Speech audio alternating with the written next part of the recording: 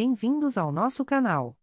Iniciamos hoje uma análise profunda sobre a dinâmica oculta do desrespeito e como o status é testado no teatro social moderno.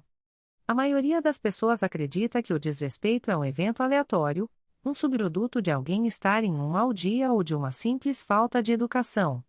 Essa é uma visão ingênua e perigosa. O desrespeito raramente é um acidente. Na verdade, ele funciona como uma sonda, um teste de estresse biomecânico e psicológico que os seres humanos utilizam para mapear a hierarquia de qualquer ambiente. Quando alguém ultrapassa um limite com você, essa pessoa não está apenas sendo grosseira, ela está enviando uma unidade de informação para o sistema social para ver como você processa essa invasão. Se você não reage, ou se reage com uma submissão disfarçada de cortesia, você acaba de fornecer um dado valioso, o de que o seu território pessoal é maleável e que o custo de invadi-lo é zero. Do ponto de vista da psicologia evolutiva, somos animais de grupo que operam sob uma vigilância constante de status. O status não é apenas um ego inflado, na natureza, o status determinava quem comia primeiro e quem sobrevivia ao inverno. No mundo moderno, o status determina quem é promovido, quem é ouvido em uma reunião e como você é tratado em suas relações pessoais. O desrespeito é o mecanismo que os outros usam para calibrar onde você está nessa pirâmide. É um jogo de sinais. Se você aceita uma interrupção constante, se sorri diante de um insulto disfarçado de piada ou se permite que seu tempo seja desperdiçado sem consequências, você está sinalizando que seu valor de mercado social é baixo. Vivemos no que chamamos de teatro social moderno. Diferente dos nossos ancestrais, que resolviam disputas de status através da força física direta, nós operamos em uma zona cinzenta de agressão passiva e microtestes de conformidade. O desrespeito hoje é sutil. É o colega que chega atrasado propositalmente para uma reunião com você. É um amigo que faz um comentário depreciativo sobre suas conquistas na frente de terceiros. É a parceira ou parceiro que ignora seus limites básicos de privacidade. Cada um desses atos é uma pergunta silenciosa: até onde eu posso ir antes de encontrar resistência? A verdade nua e crua é que as pessoas tratam você da maneira que você as ensina a tratá-lo. Se o desrespeito se torna um padrão, não é mais sobre o caráter do agressor, mas sobre a sua falha em estabelecer um custo para esse comportamento. O sistema social é econômico. Tudo tem um preço.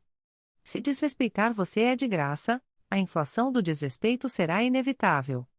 Muitas vezes, a nossa necessidade biológica de sermos aceitos e de evitarmos conflitos nos torna cegos para essa realidade.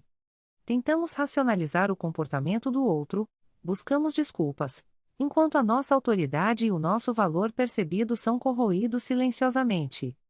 Nesta análise, precisamos entender que o status não é algo que você possui permanentemente, é algo que você mantém através de fronteiras bem definidas. O teatro social exige que você seja o diretor da sua própria imagem. Quando você permite que o desrespeito passe sem uma correção tática, você perde o controle da narrativa.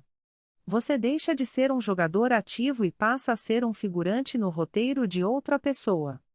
Entender essa mecânica é o primeiro passo para parar de ser uma vítima das circunstâncias e começar a operar com a frieza e a precisão de quem entende as regras do jogo. O desrespeito é a ferramenta que o mundo usa para ver do que você é feito.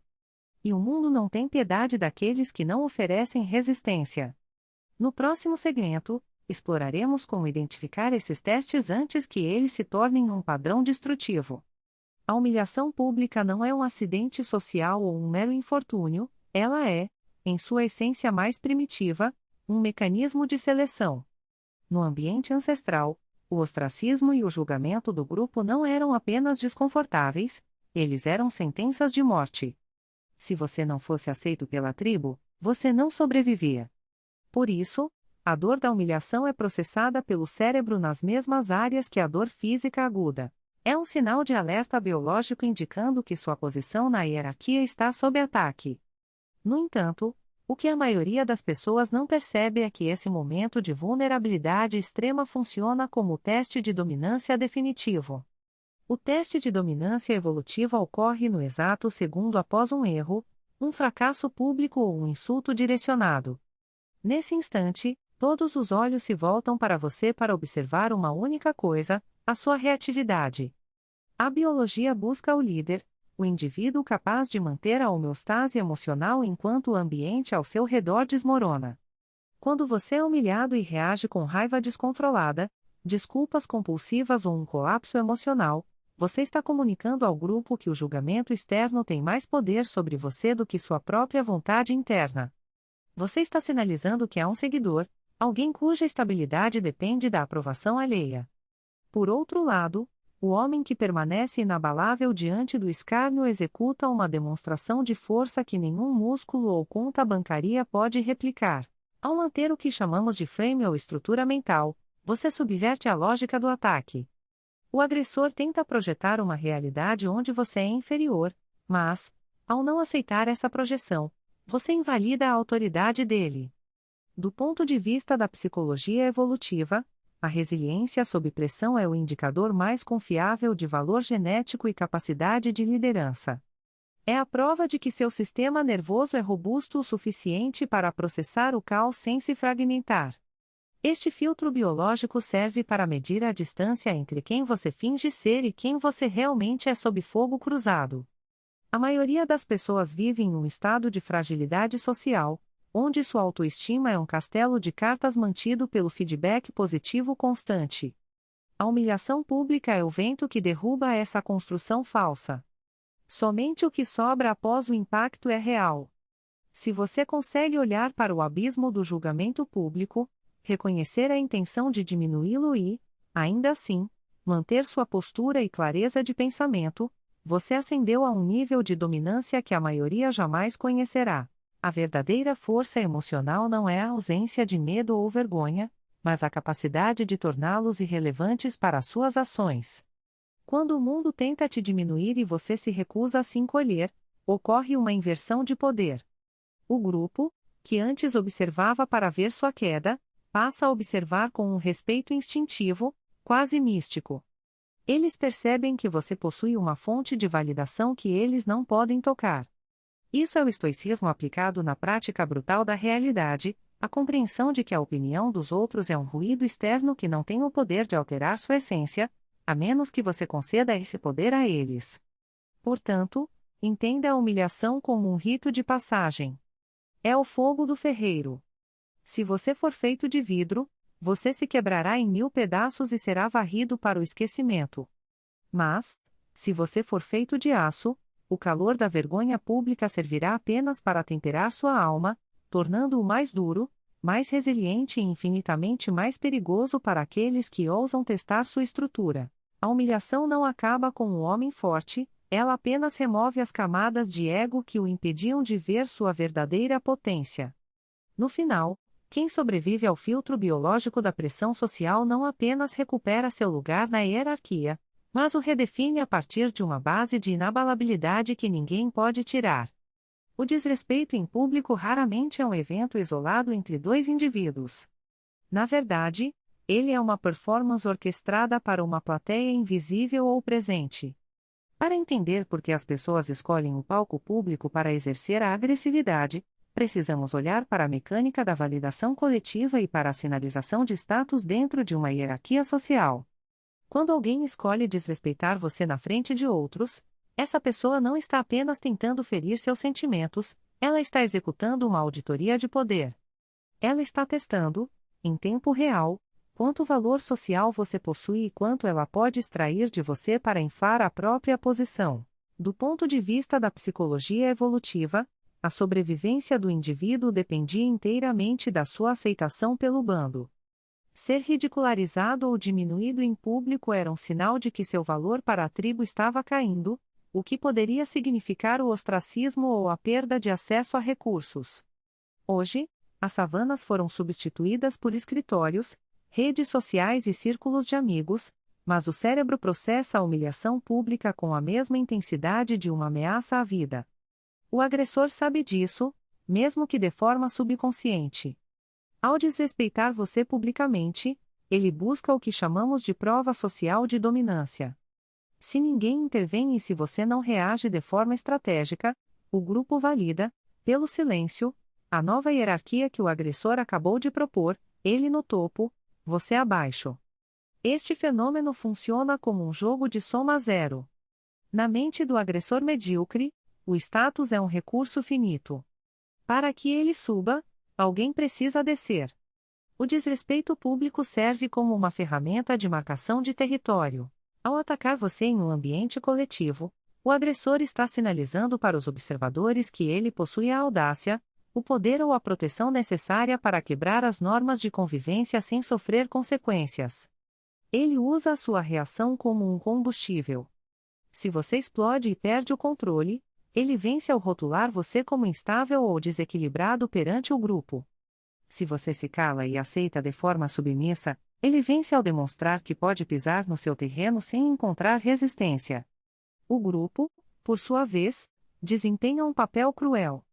A maioria das pessoas prefere se alinhar ao que parece ser o lado mais forte para evitar se tornar o próximo alvo. É o efeito de manada aplicado à crueldade social. Quando o desrespeito acontece e o grupo ri ou simplesmente desvia o olhar, ocorre uma transferência de valor social. Você é despojado de sua autoridade e respeito, enquanto o agressor absorve essa atenção, transformando o conflito em um espetáculo de validação. Ele se torna o centro das atenções, e o grupo, pelo medo ou pelo desejo de pertencimento, acaba sancionando o comportamento tóxico. É crucial entender que o desrespeito em público é, frequentemente, um mecanismo de defesa de quem se sente inferior. Alguém verdadeiramente seguro de sua posição não precisa de uma plateia para validar sua força. A necessidade de rebaixar o outro diante de testemunhas revela uma carência profunda de relevância. O agressor precisa que os outros vejam o ato para que ele se sinta real. Sem o público, o insulto perde o valor de mercado para ele. Ele não quer apenas te machucar, ele quer que o mundo concorde que ele tem o direito de te machucar. Portanto, a dinâmica da validação coletiva transforma o desrespeito em uma arma política de baixo custo e alto impacto. É uma tentativa de reescrever o seu contrato social com o mundo ao seu redor.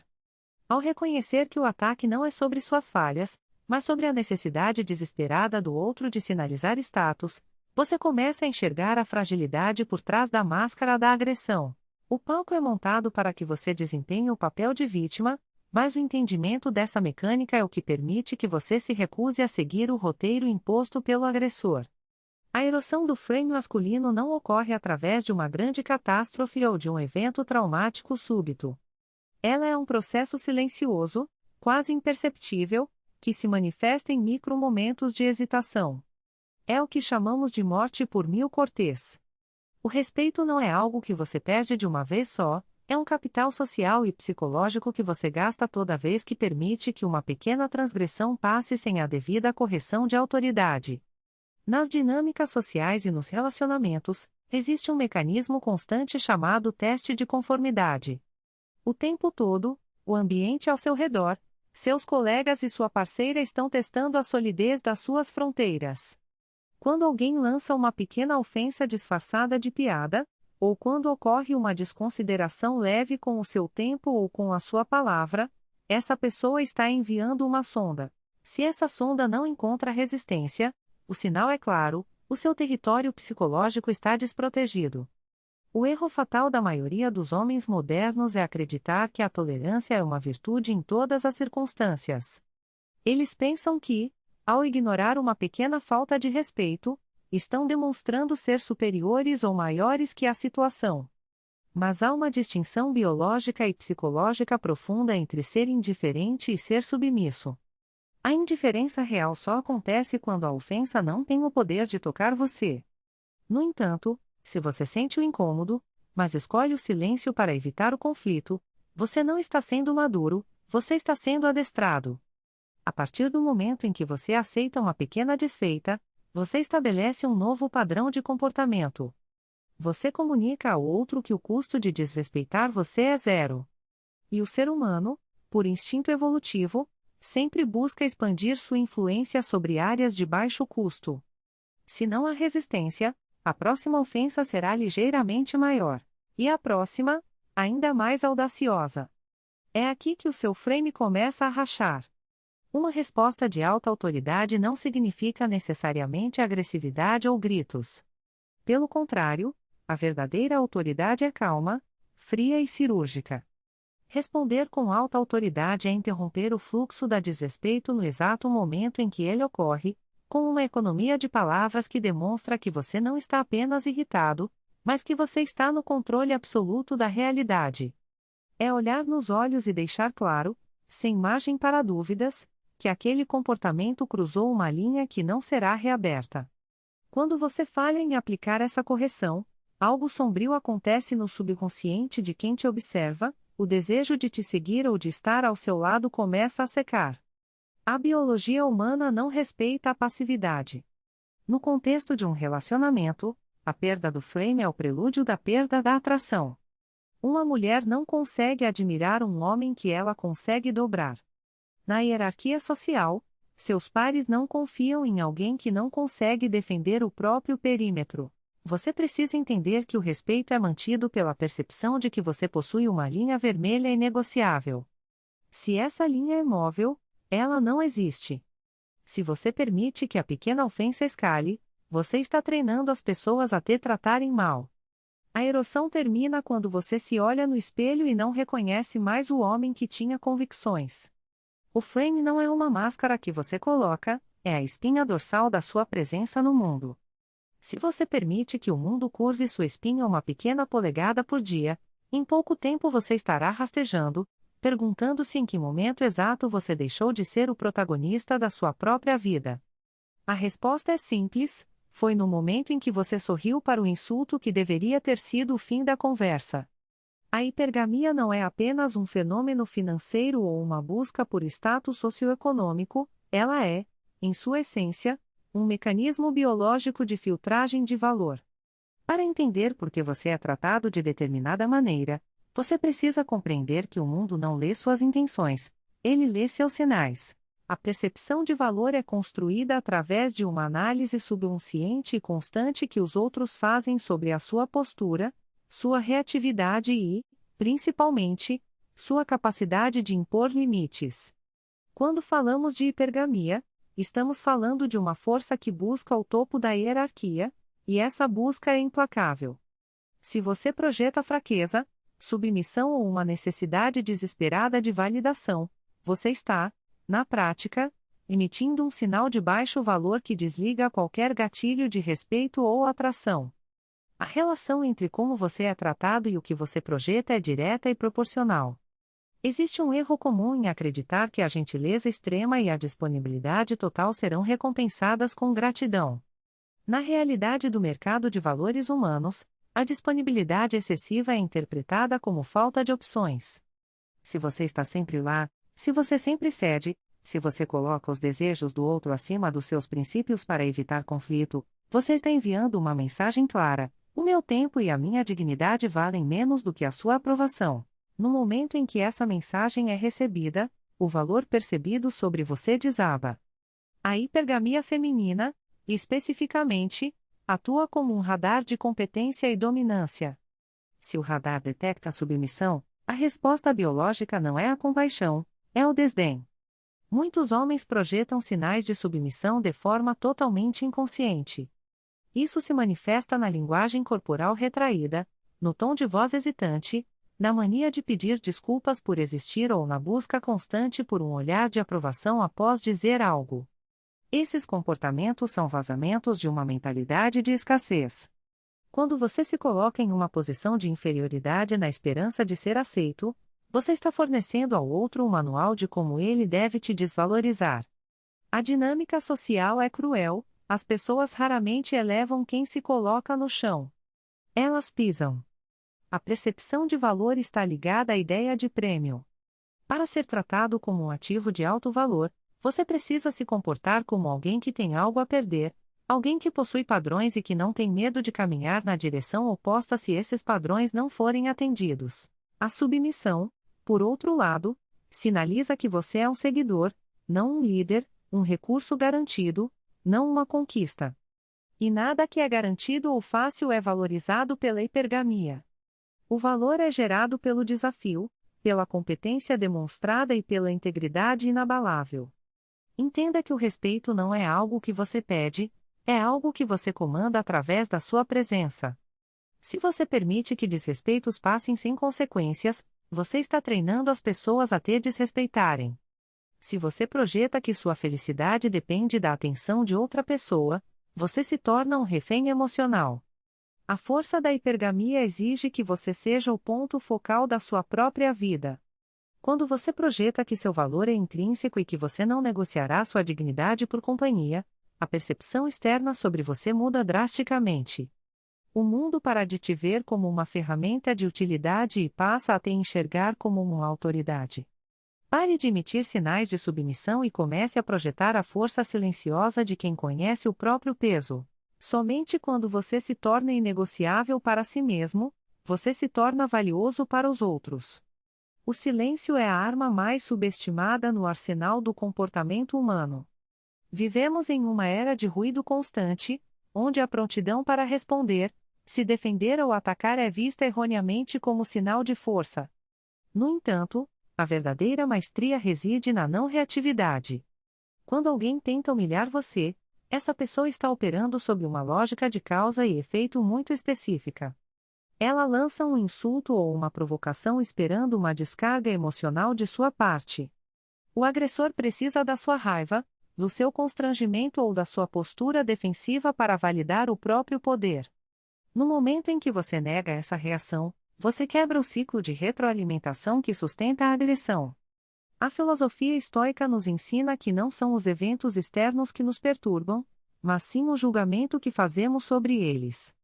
Se alguém lhe dirige uma palavra ofensiva e você se sente humilhado, você deu permissão para que aquela pessoa controle seu estado interno.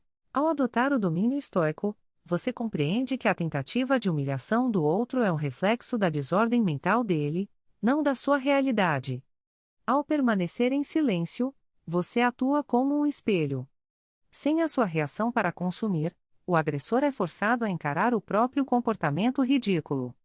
O silêncio não é um sinal de fraqueza ou submissão, é uma demonstração de autonomia absoluta.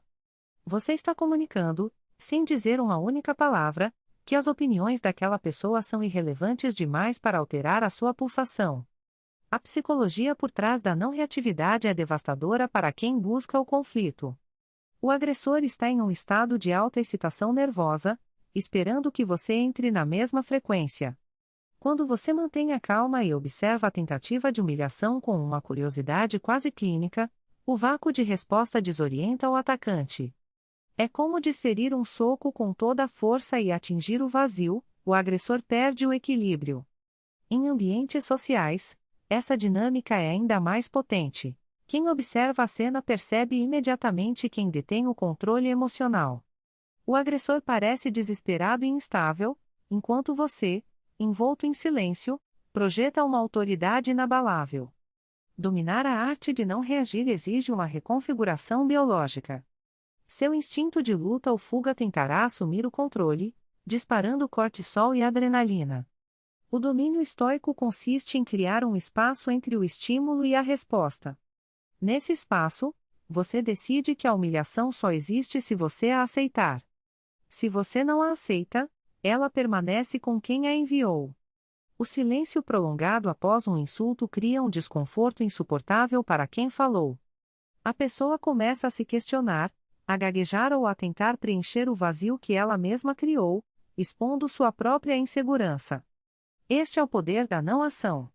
Enquanto o mundo grita por atenção e validação, o homem que consegue permanecer em silêncio diante da provocação torna-se perigoso porque é imprevisível. Você não pode ser manipulado se seus botões emocionais não funcionam. A ausência de reação é o escudo definitivo. Ela desarma o narcisista, confunde o invejoso e neutraliza o valentão. Lembre-se, o silêncio é uma resposta que não oferece nada para ser usado contra você. É a manifestação máxima de alguém que já conquistou a si mesmo e, portanto, não pode ser conquistado por ninguém. A verdadeira vitória sobre a humilhação não é vencer uma discussão, mas estar tão acima dela que a tentativa do outro nem sequer é registrada como um evento digno de resposta. Existe uma mentira social perigosa que nos ensinam desde cedo, a ideia de que o respeito é algo que você ganha sendo gentil, prestativo e paciente. A realidade biológica e psicológica, no entanto, é muito mais implacável. O respeito não é um presente que as pessoas te dão por boa conduta, o respeito é uma fronteira que você estabelece e defende. Na dinâmica humana, o respeito nunca é pedido. Ele é imposto através da sua postura e, principalmente, através das suas fronteiras inegociáveis. Para entender a psicologia por trás das fronteiras, precisamos olhar para como o cérebro humano processa hierarquia e valor. Inconscientemente, todas as pessoas com quem você interage estão testando os seus limites. Não é necessariamente por maldade, é um instinto ancestral de mapear o território social. Quando você permite que alguém ultrapasse uma pequena linha, você não está sendo compreensivo, você está enviando um sinal neurológico de que o seu território é público e que o seu valor é negociável. Uma fronteira sem uma consequência é apenas uma sugestão. E ninguém respeita sugestões quando elas interferem nos próprios interesses. Estabelecer fronteiras inegociáveis exige uma mudança drástica de mentalidade. Você precisa parar de buscar a validação externa e passar a priorizar a integridade interna. O homem que teme o conflito está destinado a ser desrespeitado. Isso ocorre porque o respeito habita na zona onde os outros sabem exatamente onde você termina e onde eles começam. Se você é ambíguo, se você cede para manter a paz, você está sinalizando que a sua paz é barata e que qualquer um pode comprá-la com um pouco de pressão. A postura de quem impõe respeito não é agressiva ou barulhenta. Pelo contrário, quanto mais clara é a fronteira, menos barulho você precisa fazer. A agressividade é muitas vezes uma máscara para a insegurança. A verdadeira autoridade sobre si mesma é silenciosa. Ela se manifesta na sua capacidade de dizer não sem dar justificativas excessivas. Quando você se justifica demais, está pedindo permissão para ter um limite. E quem pede permissão para ser respeitado já perdeu a batalha antes mesmo de começar. A psicologia das fronteiras inegociáveis também passa pela disposição de caminhar para longe. O seu maior poder de negociação em qualquer interação humana, seja profissional, social ou amorosa, é a sua capacidade de se retirar da mesa. Se a outra pessoa percebe que não existe um limite que, se cruzado, faria você ir embora, ela detém todo o poder. Respeito ao reconhecimento de que você possui um padrão de dignidade que é maior do que a sua necessidade de pertencimento ou de aprovação. Observe a sua comunicação não verbalismo, a forma como você ocupa o espaço, o tom de voz que você usa e a firmeza do seu olhar comunicam onde estão as suas cercas. Se você se retrai, se evita o contato visual ou se usa uma entonação interrogativa ao afirmar um desejo, você está convidando a invasão. As pessoas não leem apenas as suas palavras, elas leem a sua convicção. Se você não está convencido de que merece ser respeitado, ninguém mais estará. Portanto, defina quais são os seus termos. O que é absolutamente inaceitável para você? Pode ser a pontualidade, a forma como alguém fala com você em público ou a quebra de um compromisso. Uma vez definido o limite, a execução deve ser cirúrgica. Na primeira vez que a fronteira for testada, e ela será, a sua reação determinará o resto da relação. Não se trata de punir o outro, mas de honrar a si mesmo. O respeito é um subproduto da sua recusa em aceitar menos do que aquilo que você definiu como seu padrão mínimo de existência. Se você não desenha a linha no chão, não reclame quando as pessoas pisarem no seu território. A autoridade social não é um cargo que se recebe, nem um título que se compra. Ela é a emanação direta de uma infraestrutura interna organizada. Para reconstruir essa autoridade, precisamos primeiro desconstruir o mito de que o poder nasce da perfeição. O homem que tenta desesperadamente parecer invulnerável é, na verdade, o mais frágil de todos, pois ele vive em um estado constante de vigilância, temendo que alguém descubra as rachaduras em sua armadura. A verdadeira autoridade social começa no momento em que você para de esconder suas vulnerabilidades e passa a usá-las como marcos de fundação. Transformar a vulnerabilidade em autoconfiança não significa sair por aí expondo fraquezas de forma emocional e descontrolada. Isso é carência. O processo técnico aqui é a aceitação radical da realidade. Quando você admite para si mesmo e para o mundo onde estão seus limites e quais são seus fracassos, você remove das mãos dos outros a arma da humilhação. Ninguém pode usar contra você algo que você já integrou à sua própria narrativa. A partir dessa integração, a confiança deixa de ser uma máscara social e passa a ser uma solidez biológica. Você se torna um ponto de referência estável em um ambiente de incertezas. Para retomar o controle do seu ambiente, você deve entender a mecânica do respeito. O respeito é um subproduto da fronteira. Se o seu ambiente social é caótico, se as pessoas ultrapassam limites ou desvalorizam sua presença, é porque as fronteiras da sua autoridade estão porosas. A autoridade é reconstruída através da imposição silenciosa de custos. Toda vez que alguém desrespeita o seu espaço, seu tempo ou sua identidade, e não há uma consequência, seja ela um afastamento, um silêncio cortante ou um confronto direto você está assinando uma autorização para ser desrespeitado novamente. A psicologia evolutiva nos ensina que o grupo sempre testa a resiliência do líder ou do indivíduo de alto valor. Esses testes não são ataques pessoais, são sondagens do sistema para verificar se você é capaz de sustentar o peso da autoridade que afirma ter. Se você reage com reatividade emocional, você perde. Se você reage com uma indiferença sólida, baseada na consciência do seu próprio valor, o ambiente começa a se reorganizar ao seu redor. Você deixa de ser um satélite orbitando à vontade alheia e passa a ser o centro de gravidade. A base dessa nova autoconfiança é o que chamamos de competência de domínio. Você precisa ser excelente em algo que o mundo exija. A autoridade sem utilidade é apenas arrogância.